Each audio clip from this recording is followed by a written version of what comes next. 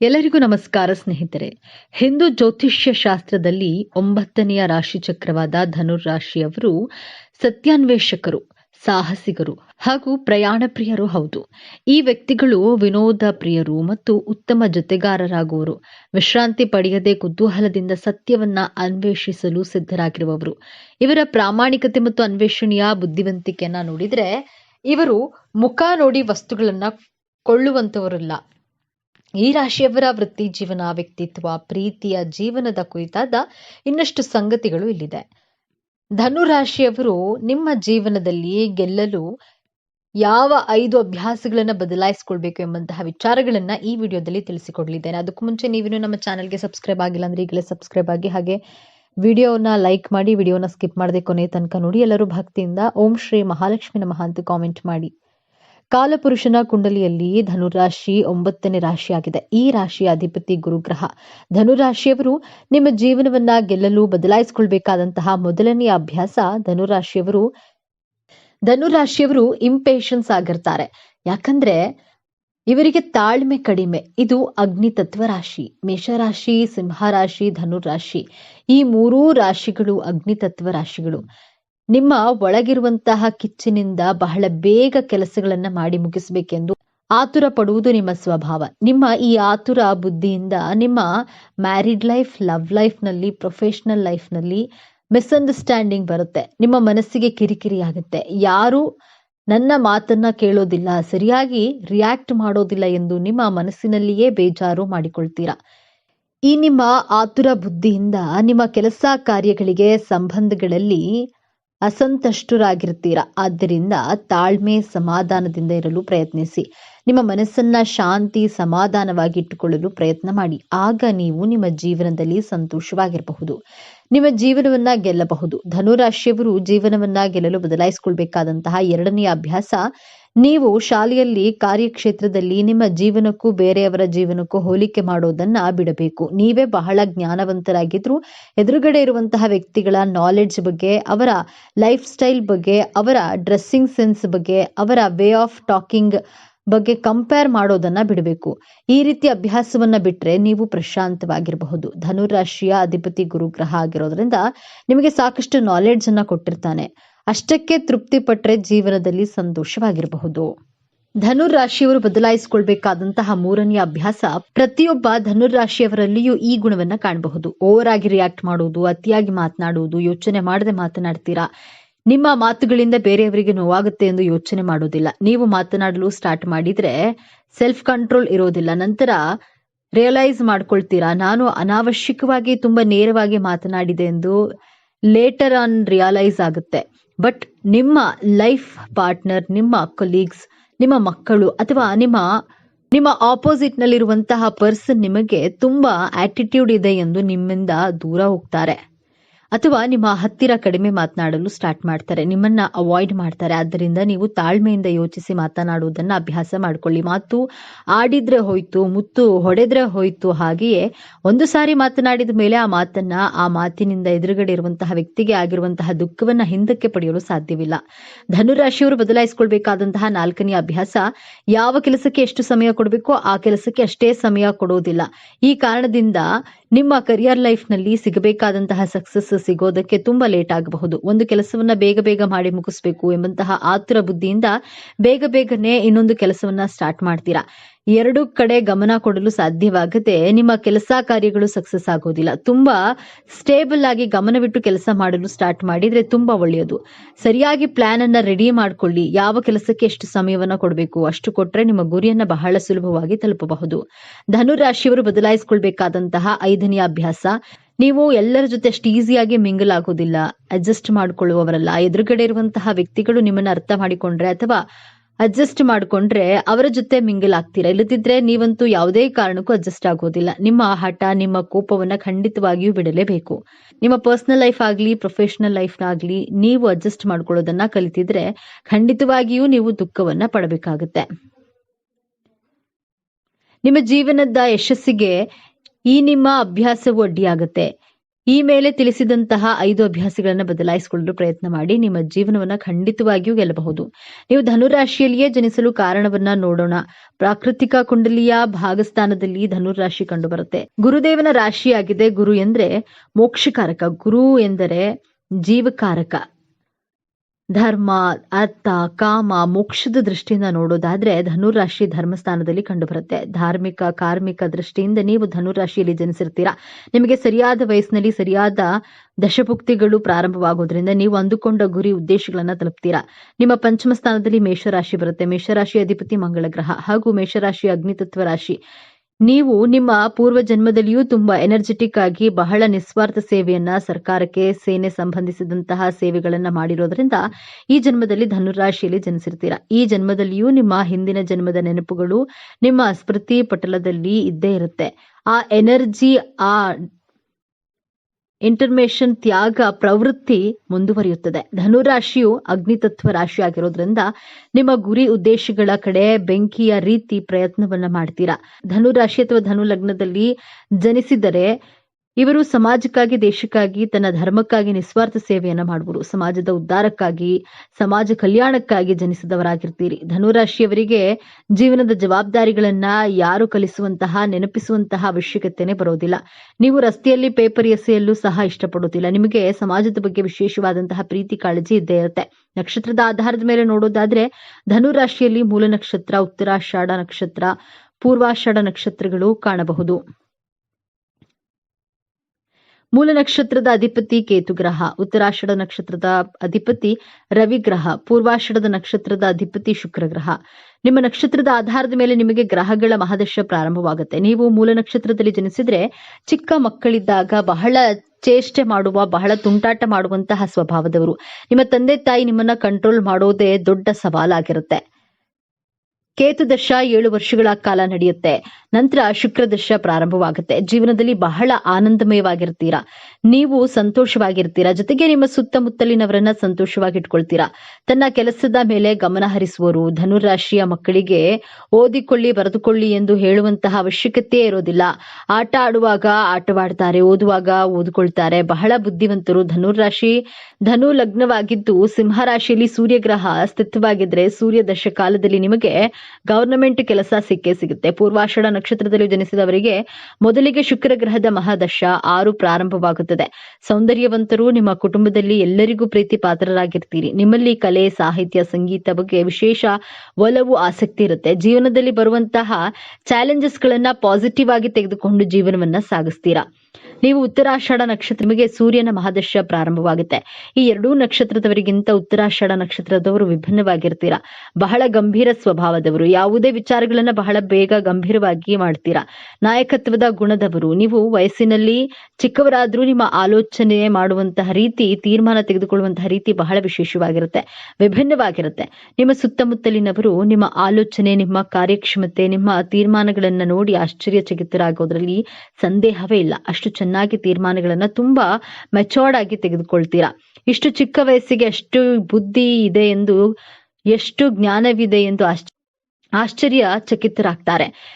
ನಿಮ್ಮ ಮನಸ್ಸಿನ ಇಚ್ಛೆಗಳನ್ನ ಈಡೇರಿಸಿಕೊಂಡು ನಿಮ್ಮ ಗುರಿಗಳನ್ನ ತಲುಪಿ ಮೋಕ್ಷ ಪಡೆಯುವುದಕ್ಕಾಗಿ ಧನುರಾಶಿಯಲ್ಲಿ ನಿಮ್ಮ ಜನನವಾಗಿದೆ. ಧರ್ಮ ಹಾಗೂ ಮೋಕ್ಷದ ದಾರಿಯಲ್ಲಿಯೇ ನಡೆಯುತ್ತೀರಾ. ಇವಿಷ್ಟು ವಿಚಾರಗಳು ನಿಮಗೆ ಇಷ್ಟ ಆಗಿದೆ ಅಂತ ಭಾವಿಸ್ತೀನಿ. ಇದು ನಿಮಗೆ ಇಷ್ಟ ಆಗಿದ್ರೆ ನಮ್ಮ ಚಾನೆಲ್ ಅನ್ನ ತಪ್ಪದೆ ಸಬ್ಸ್ಕ್ರೈಬ್ ಮಾಡ್ಕೊಳ್ಳಿ. ವಿಡಿಯೋಗೆ ಒಂದು ಲೈಕ್ ಕೊಡೋದನ್ನ ಮರಿಬೇಡಿ. ವಿಡಿಯೋವನ್ನ ನಿಮ್ಮ ಫ್ರೆಂಡ್ಸ್ ಅಂಡ್ ಫ್ಯಾಮಿಲಿ ಗ್ರೂಪ್ ನಲ್ಲಿ ಹೆಚ್ಚು ಶೇರ್ ಮಾಡಿ. ನಿಮ್ಮ ಅಭಿಪ್ರಾಯಗಳನ್ನ ತಪ್ಪದೆ ಕಾಮೆಂಟ್ ಮಾಡಿ. ಎಲ್ಲರೂ ಭಕ್ತಿಯಿಂದ ಓಂ ಶ್ರೀ ಮಹಾಲಕ್ಷ್ಮಿ ನಮಃ ಅಂತ ಕಾಮೆಂಟ್ ಮಾಡಿ. ಈ ವಿಡಿಯೋದಲ್ಲಿ ಧನುರಾಶಿಯವರಿಗೆ ದೇವರು ಯಾವೆಲ್ಲ ಒಳ್ಳೆಯ ಉತ್ತಮವಾದ ಅದೃಷ್ಟ ವರಗಳನ್ನ ಕರುಣಿಸಿದ್ದಾನೆ ಅನ್ನೋದನ್ನ ಈ ವಿಡಿಯೋ ಮುಖಾಂತರ ಮಾಹಿತಿಯನ್ನ ತಿಳಿದುಕೊಳ್ಳೋಣ ಬನ್ನಿ.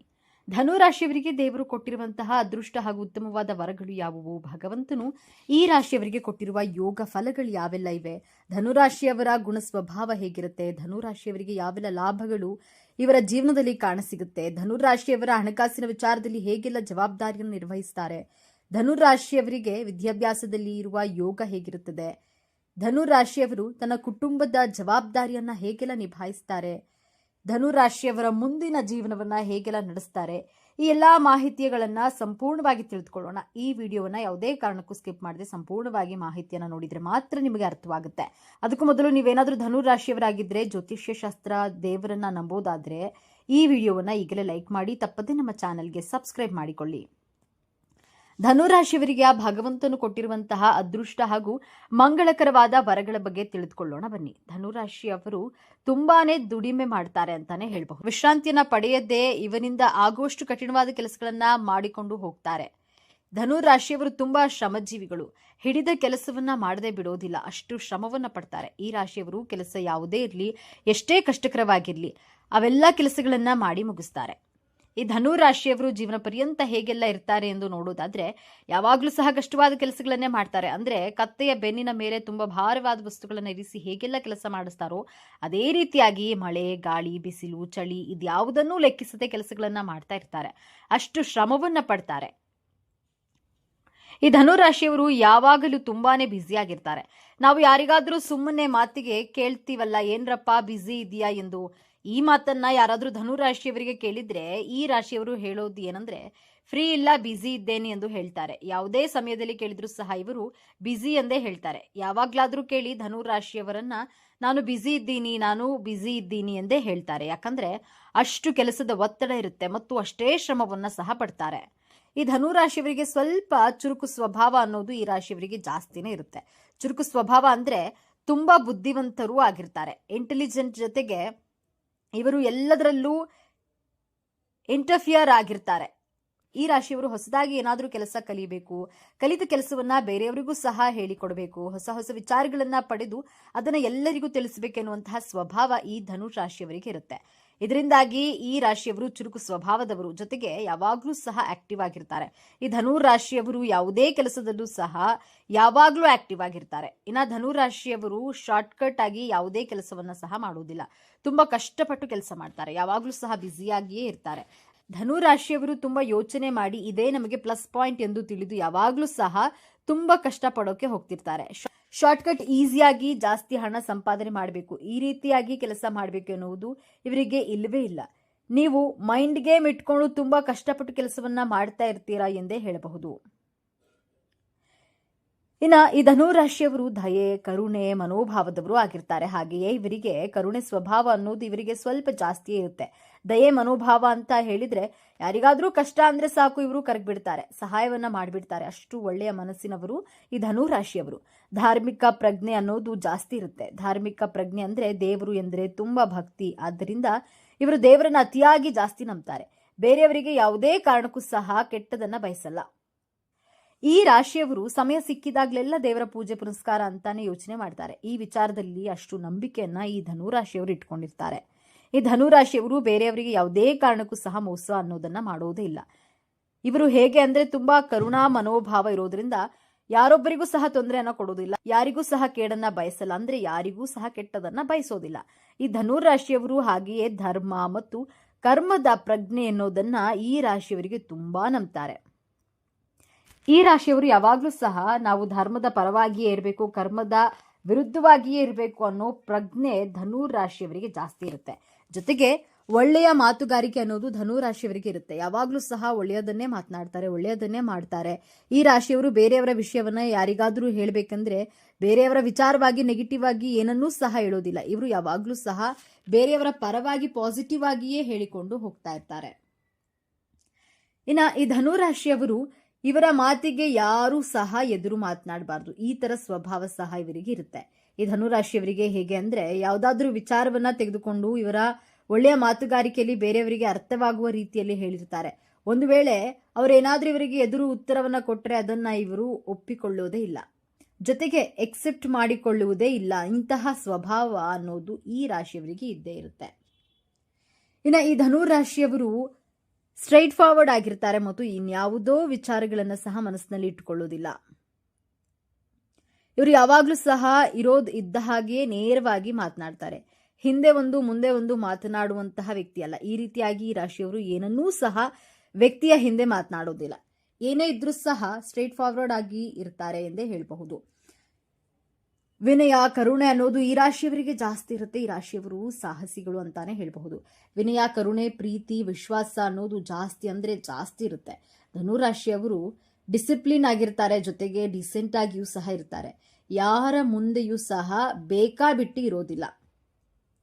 ನಮ್ಮ ಆಡು ಭಾಷೆಯಲ್ಲಿ ಹೇಳೋದಾದ್ರೆ ಈ ರೀತಿ ಇರಲ್ಲ. ಯಾವುದೇ ವಿಚಾರವನ್ನೇ ಆಗಲಿ ಮನಸ್ಸಿನಲ್ಲಿ ಸಹ ಇಟ್ಕೊಳ್ಳೋದಿಲ್ಲ. ಹೊರಗೊಂದು ಒಳಗೊಂದು ಇಟ್ಕೊಂಡು ಮಾತನಾಡಲ್ಲ. ಈ ರೀತಿಯಾಗಿ ಧನುರಾಶಿಯವರು ನೇರ ನುಡಿ ನೇರ ನಡೆ ಅನ್ನುವ ಮಾರ್ಗವನ್ನ ಬೇರೆಯವರಿಗೆ ಅರ್ಥ ಮಾಡಿಸ್ಬಿಡ್ತಾರೆ.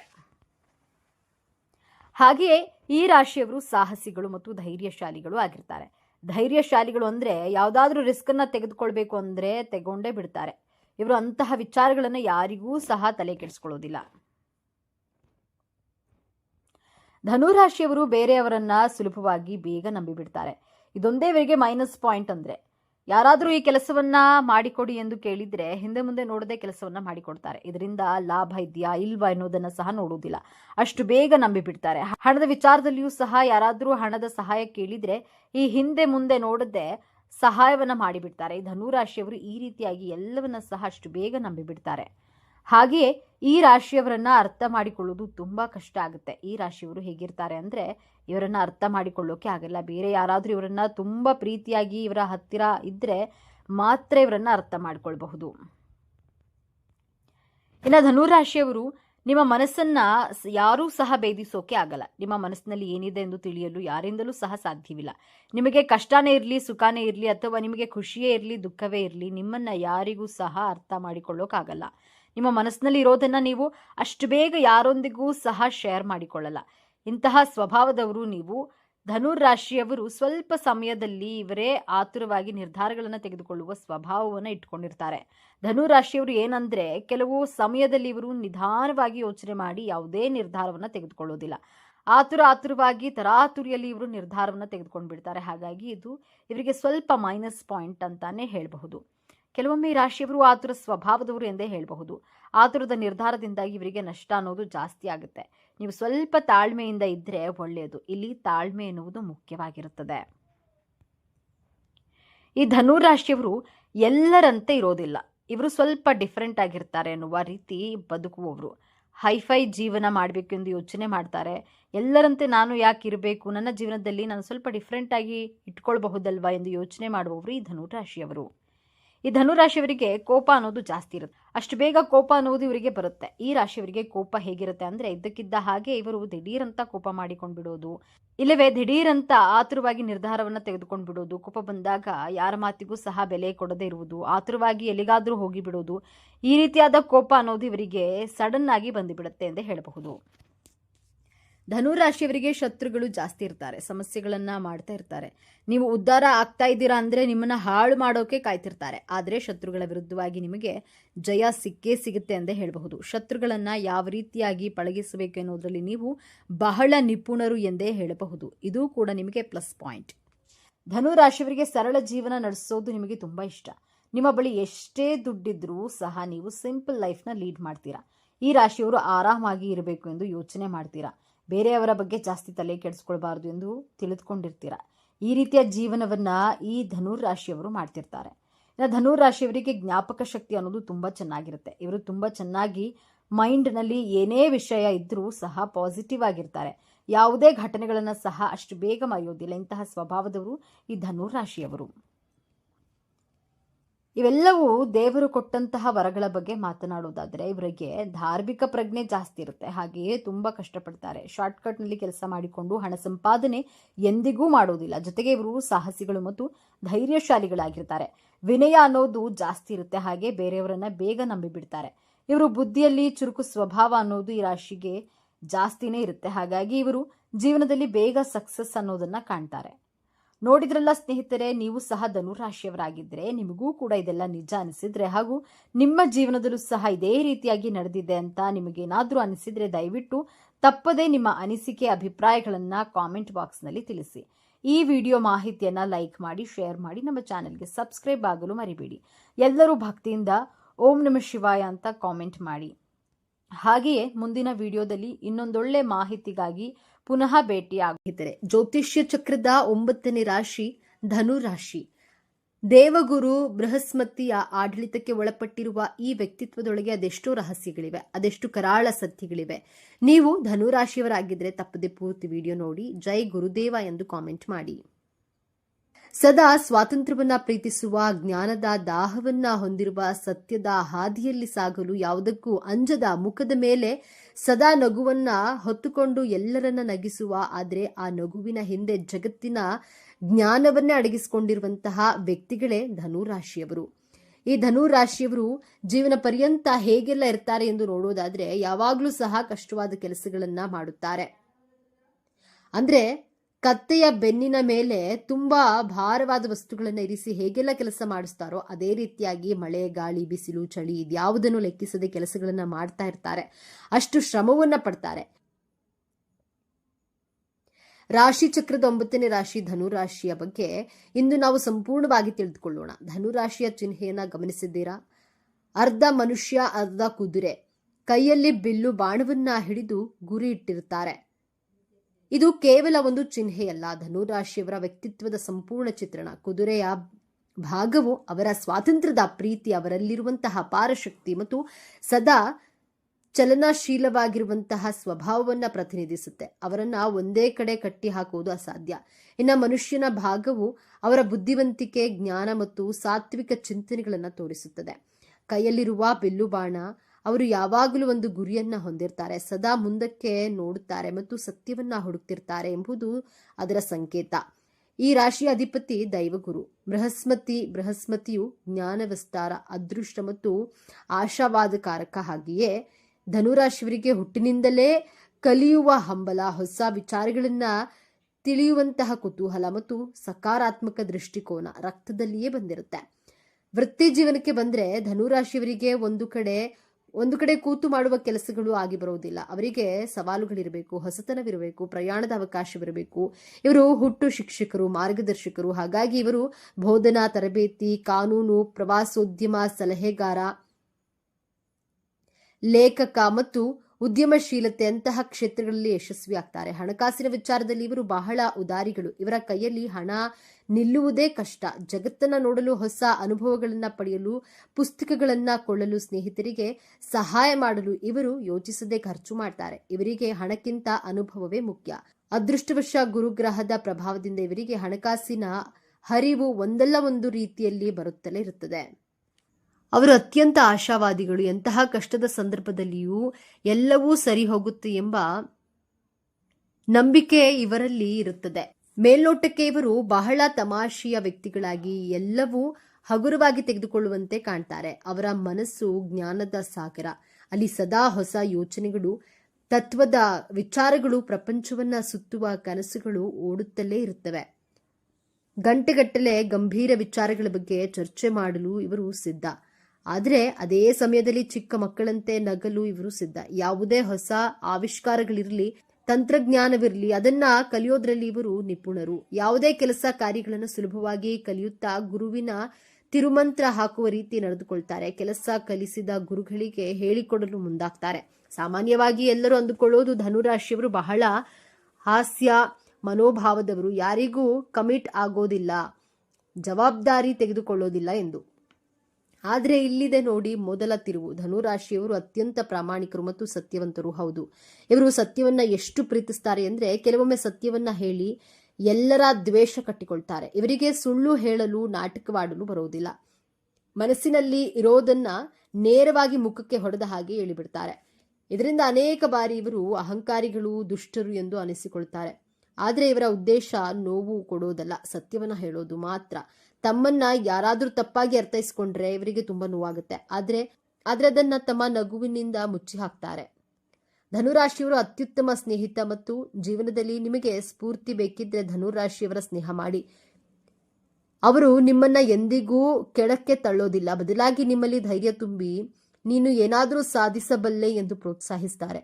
ಅವರ ಸ್ನೇಹದಲ್ಲಿ ಯಾವುದೇ ಕಲ್ಮಶವಿರೋದಿಲ್ಲ. ಆದರೆ ಇವರನ್ನ ಅರ್ಥ ಮಾಡಿಕೊಳ್ಳುವುದು ಸ್ವಲ್ಪ ಕಷ್ಟ. ಯಾಕಂದ್ರೆ ಇವರ ಸ್ವಾತಂತ್ರ್ಯಕ್ಕೆ ನೀವು ಬೆಲೆ ಕೊಡಬೇಕು. ಇವರನ್ನ ನಿಯಂತ್ರಿಸಲು, ಕಟ್ಟಿ ಹಾಕಲು ಪ್ರಯತ್ನಿಸಿದ್ರೆ ಅವರು ದೂರ ಓಡಿ ಹೋಗ್ತಾರೆ. ಇವರ ಪ್ರೀತಿ ಹರಿಯುವ ನದಿಯಂತೆ, ಅದಕ್ಕೆ ಅಣೆಕಟ್ಟು ಹಾಕಲು ಸಾಧ್ಯವಿಲ್ಲ. ಪ್ರೀತಿಯ ವಿಚಾರದಲ್ಲಿ ಧನುರಾಶಿಯವರದ್ದು ಒಂದು ಸಾಹಸಮಯ ಪಯಣ. ಇವರು ಪ್ರೀತಿಯಲ್ಲಿ ಬೀಳ್ತಾರೆ, ಆದರೆ ಕಮಿಟ್ಮೆಂಟ್ ಅಥವಾ ಮದುವೆ ಎಂದಾಗ ಹೆದರುತ್ತಾರೆ. ಯಾಕಂದ್ರೆ ಸಂಬಂಧವು ತಮ್ಮ ಸ್ವತಂತ್ರವನ್ನ ಕಸಿದುಕೊಳ್ಳುತ್ತೆ ಎಂಬ ಭಯ ಅವರಿಗಿರುತ್ತೆ. ಆದ್ರೆ ಇಲ್ಲಿದೆ ನೋಡಿ ಎರಡನೇ ತಿರುವು. ಒಮ್ಮೆ ಇವರು ಸರಿಯಾದ ವ್ಯಕ್ತಿಯನ್ನ ಭೇಟಿಯಾದ್ರೆ ತಮ್ಮ ಸ್ವತಂತ್ರವನ್ನ ಹಂಚಿಕೊಳ್ಳಬಲ್ಲ ಮತ್ತು ಜ್ಞಾನದ ದಾಹವನ್ನು ಅರ್ಥ ಮಾಡಿಕೊಳ್ಳಬಲ್ಲ ಸಂಗಾತಿ ಸಿಕ್ಕರೆ ಇವರಷ್ಟು ನಿಷ್ಠಾವಂತ ಮತ್ತು ಮೋಜಿನ ಸಂಗಾತಿ ಇನ್ನೊಬ್ಬರಿಲ್ಲ. ಇವರು ಸಂಗಾತಿಯೊಂದಿಗೆ ಜಗತ್ತನ್ನ ಸುತ್ತಲೂ ಹೊಸ ವಿಚಾರಗಳನ್ನ ಕಲಿಯಲು ಬಯಸ್ತಾರೆ. ಇವರ ದಾಂಪತ್ಯ ಪ್ರೀತಿಗಿಂತ ಹೆಚ್ಚಾಗಿ ಸ್ನೇಹ ಮತ್ತು ಬೌದ್ಧಿಕ ಅನ್ಯೋನ್ಯತೆಯ ಮೇಲೆ ನಿಂತಿರುತ್ತೆ. ಆದರೆ ಇವರ ನೇರ ನುಡಿಗಳು ಮತ್ತು ಕೆಲವೊಮ್ಮೆ ಬೇಜವಾಬ್ದಾರಿ ವರ್ತನೆ ಸಂಗಾತಿಗೆ ಬೇಸರ ತರಬಹುದು. ಎಲ್ಲರನ್ನ ನಗಿಸುವ ಧನುರಾಶಿಯವರಿಗೆ ದೌರ್ಬಲ್ಯಗಳೇ ಇರೋದಿಲ್ಲವೇ ಎಂದು ನೋಡೋದಾದ್ರೆ ಖಂಡಿತ ಇವೆ. ವಾಸ್ತವವಾಗಿ ಇವರ ದೊಡ್ಡ ಶಕ್ತಿಯೇ ಕೆಲವೊಮ್ಮೆ ಇವರ ದೊಡ್ಡ ದೌರ್ಬಲ್ಯವಾಗುತ್ತದೆ. ಸತ್ಯ ಹೇಳುವುದು ಒಳ್ಳೆಯದೇ, ಆದರೆ ಎಲ್ಲಿ, ಹೇಗೆ, ಯಾವಾಗ ಹೇಳಬೇಕು ಎಂಬ ವಿವೇಚನೆ ಇವರಲ್ಲಿ ಕಡಿಮೆ. ಇದರಿಂದ ಅನೇಕ ಸಂಬಂಧಗಳು ಹಾಳು ಮಾಡಿಕೊಂಡಿರ್ತಾರೆ. ಆಶಾವಾದದ ಭರದಲ್ಲಿ ತಮ್ಮ ಕೈಯಲಾಗದ ಭರವಸೆಗಳನ್ನ ಕೊಟ್ಟು ಬಿಡ್ತಾರೆ. ನಂತರ ಅದನ್ನು ಪೂರೈಸಲು ಕಷ್ಟಪಡ್ತಾರೆ. ಇವರಿಗೆ ತಾಳ್ಮೆ ಕಡಿಮೆ, ಎಲ್ಲವೂ ವೇಗವಾಗಿ ನಡೆಯಬೇಕು. ಇದರಿಂದ ಒಂದು ವಿಚಾರದ ಮೇಲೆ ಹೆಚ್ಚು ಕಾಲ ಗಮನ ಹರಿಸಲು ಸಾಧ್ಯವಾಗುವುದಿಲ್ಲ. ಸ್ವಾತಂತ್ರ್ಯದ ಹೆಸರಿನಲ್ಲಿ ಕೆಲವೊಮ್ಮೆ ತಮ್ಮ ಜವಾಬ್ದಾರಿಗಳಿಂದ ದೂರ ಓಡಿ ಹೋಗ್ತಾರೆ. ತಮ್ಮ ಜ್ಞಾನದ ಬಗ್ಗೆ ಇವರಿಗೆ ಹೆಮ್ಮೆ ಇರುತ್ತೆ, ಹಾಗಾಗಿ ಚರ್ಚೆಗಳಲ್ಲಿ ತಾವೇ ಸರಿ ಎಂದು ವಾದಿಸ್ತಾರೆ. ಧನುರಾಶಿಯವರ ಆರೋಗ್ಯದ ಬಗ್ಗೆ ಹೇಳೋದಾದ್ರೆ ಇವರು ಸಾಮಾನ್ಯವಾಗಿ ಶಕ್ತಿಯುತವಾಗಿರ್ತಾರೆ, ಆದರೆ ಇವರ ಅತಿಯಾದ ಉತ್ಸಾಹ ಮತ್ತು ಸಾಹಸ ಪ್ರವೃತ್ತಿ ಕೆಲವೊಮ್ಮೆ ಅಪಾಯಕ್ಕೆ ದೂಡುತ್ತವೆ. ಇವರಿಗೆ ಮುಖ್ಯವಾಗಿ ಕಾಡುವಂತಹ ಸಮಸ್ಯೆಗಳು ತೊಡೆ, ಸೊಂಟ ಮತ್ತು ಯಕೃತ್ತಿಗೆ ಸಂಬಂಧಿಸಿದ್ದು. ಅತಿಯಾಗಿ ತಿನ್ನೋದು ಮತ್ತು ಕುಡಿಯೋದ್ರಿಂದ ಯಕೃತ್ತಿನ ಸಮಸ್ಯೆಗಳು ಬರಬಹುದು. ಕ್ರೀಡೆ ಮತ್ತು ಸಾಹಸಗಳಲ್ಲಿ ತೊಡಗೋದ್ರಿಂದ ಆರೋಗ್ಯ ಸಮಸ್ಯೆಗಳು ಸಾಮಾನ್ಯ. ಇವರು ತಮ್ಮ ಆಹಾರ ಪದ್ಧತಿಯಲ್ಲಿ ಹಿಡಿತ ಸಾಧಿಸುವುದು ಮತ್ತು ಯಾವುದೇ ಸಾಹಸ ಮಾಡುವಾಗ ಜಾಗರೂಕರಾಗಿರುವುದು ಅತ್ಯಗತ್ಯ. ಬನ್ನಿ ಈಗ ಧನುರಾಶಿಯವರ ಜೀವನದ ಅಂತಿಮ ಮತ್ತು ಅತ್ಯಂತ ದೊಡ್ಡ ತಿರುವಿನ ಬಗ್ಗೆ ಮಾತನಾಡೋಣ. ಗುರುಗ್ರಹದ ಆಳ್ವಿಕೆಯಲ್ಲಿರುವ ಇವರ ಜೀವನದ ಪಯಣವೇ ಒಂದು ದೊಡ್ಡ ಪಾಠ. ಇವರ ಜೀವನದ ಮೊದಲ ಅರ್ಥ ಹುಡುಕಾಟ, ಪ್ರಯೋಗ ಮತ್ತು ತಪ್ಪುಗಳಿಂದ ಕೂಡಿರುತ್ತದೆ. ಇವರು ಅನೇಕ ಕೆಲಸಗಳನ್ನ ಬದಲಾಯಿಸುತ್ತಾರೆ, ಅನೇಕ ಸಂಬಂಧಗಳಲ್ಲಿ ತೊಡಗಿಕೊಳ್ತಾರೆ, ಜಗತ್ತನ್ನ ಸುತ್ತುತ್ತಾರೆ. ಈ ಸಮಯದಲ್ಲಿ ಇವರು ಬೇಜವಾಬ್ದಾರರು, ದಿಕ್ಕಿಲ್ಲದವರು ಎಂದು ಹಲವರು ಟೀಕಿಸಬಹುದು. ಆದರೆ ಇಲ್ಲೇ ಇರೋದು ನಿಜವಾದ ಮ್ಯಾಜಿಕ್. ಈ ಎಲ್ಲಾ ಅನುಭವಗಳಿಂದ, ತಪ್ಪುಗಳಿಂದ, ಕಲಿತ ಪಾಠಗಳಿಂದ ಇವರು ಅಪಾರ ಜ್ಞಾನ ಮತ್ತು ವಿವೇಕ ಸಂಪಾದಿಸುತ್ತಾರೆ. ವಯಸ್ಸು ಹೆಚ್ಚಾದಂತೆ ಸಾಮಾನ್ಯವಾಗಿ 40 ವರ್ಷಗಳ ನಂತರ ಇವರು ತಾವು ಕಲಿತ ಜ್ಞಾನವನ್ನು ಜಗತ್ತಿಗೆ ಹಂಚಲು ಪ್ರಾರಂಭಿಸುತ್ತಾರೆ. ಆಗ ಇವರು ಅತ್ಯುತ್ತಮ ಗುರುಗಳಾಗಿ, ಸಲಹೆಗಾರರಾಗಿ, ಮಾರ್ಗದರ್ಶಕರಾಗಿ ಬದಲಾಗ್ತಾರೆ. ಇವರು ಯಾರು ಇವರನ್ನ ನೋಡಿ ನಕ್ಕಿದ್ರೋ ಅವರೇ ಇವರ ಬಳಿ ಸಲಹೆ ಕೇಳಲು ಬರ್ತಾರೆ. ಇವರ ಜೀವನದ ನಿಜವಾದ ಯಶಸ್ಸು ಇರೋದು ಜ್ಞಾನವನ್ನ ಸಂಪಾದಿಸಿ ಅದನ್ನ ಇತರರಿಗೆ ಹಂಚೋದ್ರಲ್ಲಿ. ಧನುರಾಶಿಯವರು ತಮ್ಮ ಜೀವನವನ್ನ ಇನ್ನಷ್ಟು ಉತ್ತಮಪಡಿಸಿಕೊಳ್ಳಲು ಕೆಲವು ಸಲಹೆಗಳು ಹೀಗಿವೆ. ಮಾತನಾಡುವ ಮುನ್ನ ಯೋಚಿಸಿ. ನಿಮ್ಮ ಸತ್ಯವು ಇನ್ನೊಬ್ಬರಿಗೆ ನೋವುಂಟು ಮಾಡದಂತೆ ನೋಡಿಕೊಳ್ಳಿ. ತಾಳ್ಮೆಯನ್ನ ಕಲಿಯಿರಿ. ನೀವು ಪ್ರಾರಂಭಿಸಿದ ಕೆಲಸವನ್ನ ಪೂರ್ಣಗೊಳಿಸಲು ಕಲಿಯಿರಿ. ಜವಾಬ್ದಾರಿಗಳಿಂದ ಹಿಂದೆ ಸರಿಯಬೇಡಿ. ಸ್ವಾತಂತ್ರ್ಯ ಮತ್ತು ಜವಾಬ್ದಾರಿಯ ನಡುವೆ ಸಮತೋಲನವನ್ನ ಕಂಡುಕೊಳ್ಳಿ. ಗುರುವಾರದಂದು ವಿಷ್ಣು ಸಹಸ್ರನಾಮ ಅಥವಾ ಗುರುಸ್ತೋತ್ರವನ್ನ ಪಠಿಸೋದು, ಹಿರಿಯರಿಗೆ ಮತ್ತು ಗುರುಗಳಿಗೆ ಗೌರವ ಕೊಡುವುದು, ಹಳದಿ ಬಣ್ಣದ ವಸ್ತ್ರಗಳನ್ನ ಧರಿಸೋದು ನಿಮಗೆ ಶುಭವನ್ನ ತರುತ್ತೆ. ಹಾಗಾದ್ರೆ ಧನುರಾಶಿ ಅಂದ್ರೆ ಕೇವಲ ತಮಾಷೆ, ಅಲೆಮಾರಿತನ ಅಲ್ಲ. ಅವರ ಒಳಗೆ ಸತ್ಯದ ಹುಡುಕಾಟವಿದೆ, ಜ್ಞಾನದ ದಾಹವಿದೆ, ಯಾರನ್ನ ನೋಯಿಸದ ಶುದ್ಧ ಮನಸ್ಸಿದೆ ಮತ್ತು ಎಲ್ಲದಕ್ಕಿಂತ ಹೆಚ್ಚಾಗಿ ಬಿದ್ದರೂ ಎದ್ದು ನಿಲ್ಲುವ ಅದ್ಭುತ ಆಶಾವಾದವಿದೆ. ಅವರು ತಮ್ಮ ಸುತ್ತಲಿನವರಿಗೆ ಜ್ಞಾನದ ಬೆಳಕನ್ನು ನೀಡುವ ಇವರು. ಮುಂದಿನ ಬಾರಿ ನೀವು ಯಾವುದೇ ಧನುರಾಶಿಯವರನ್ನ ಭೇಟಿಯಾದಾಗ ಅವರ ತಮಾಷೆಯಾದ ಮಾತಿನ ಹಿಂದಿರುವ ಜ್ಞಾನಿ ಮತ್ತು ತತ್ವಜ್ಞಾನಿಯನ್ನ ಅರ್ಥ ಮಾಡಿಕೊಳ್ಳಲು ಪ್ರಯತ್ನಿಸಿ. ಇದೇ ತರಹದ ಜ್ಯೋತಿಷ್ಯಕ್ಕೆ ಸಂಬಂಧಪಟ್ಟಂತಹ ವಿಡಿಯೋ ನೋಡಲು ನಮ್ಮ ಚಾನೆಲ್ಗೆ ಸಬ್ಸ್ಕ್ರೈಬ್ ಆಗಿ, ವಿಡಿಯೋ ಲೈಕ್ ಮಾಡಿ, ಶೇರ್ ಮಾಡಿ.